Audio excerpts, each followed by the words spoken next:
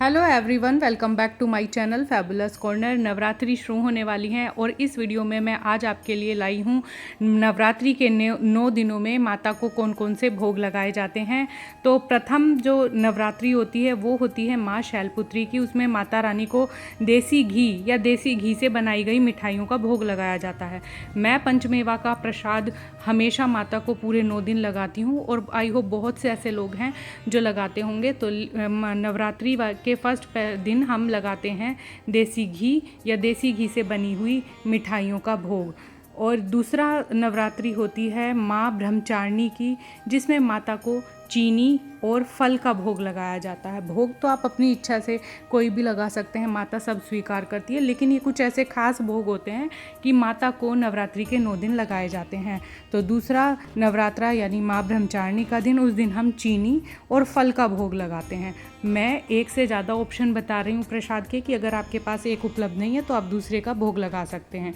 तीसरा नवरात्रा जो होता है माँ चंद्रघंटा का, उसमें आप दूध, मिठाई और खीर का भोग लगा सकते हैं। क्योंकि हमारे नवरात्रे होते हैं तो खीर मैंने नहीं बनाई है और मीठा भी हम उतना नहीं खाते हैं। मैंने यहाँ लगाया है माता को दूध का भोग। आप चाहें तो मिठाई भी, दूध से कोई भी मिठाई बनाकर लगा सकते हैं भोग माता को। और चौथा जो नवरात्रा होता है वो होता है माँ कूष्मांडा का, और इस दिन माता को मालपुए का भोग लगाया जाता है और दही का भोग लगाया जाता है। हम नवरात्रि का व्रत रखते हैं तो मालपुए हम नहीं खा सकते, इसलिए मैंने दही और फल का भोग लगाया है माता को।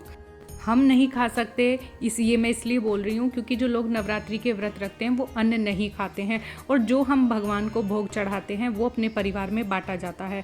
तो आप ऐसा ही भोग लगाएं जो आप खुद भी खा सकते हैं। जैसे कि आप अगर आप व्रत नहीं रखते हैं या अन्न खा लेते हैं तो आप मालपुए का भोग लगाइए। हम अन्न नहीं खाते तो मैंने दही का भोग लगाया था।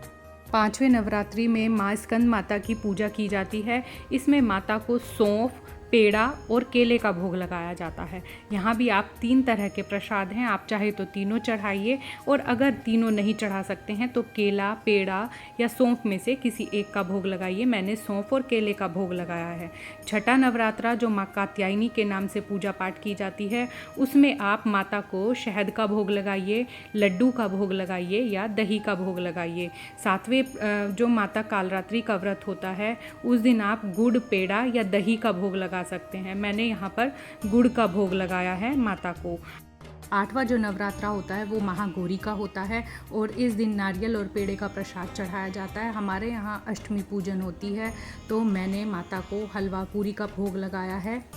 9वां नवरात्रा होता है माँ सिद्धिदात्री का। इस दिन सफ़ेद लड्डू और तिल का प्रसाद चढ़ाया जाता है। मैंने यहाँ काजू के लड्डू बनाकर माता को भोग लगाया है। आई होप मेरी वीडियो आपको ज़रूर पसंद आई होगी। अगर आपको कुछ भी सही लगा है तो वीडियो को लाइक कीजिए, फैमिली फ्रेंड्स के साथ शेयर कीजिए, और इस बार माता रानी को 9 दिन तक लगाइए उनके फेवरेट भोग। तो मिलती हूँ नेक्स्ट वीडियो में, तब तक के लिए जय माता दी।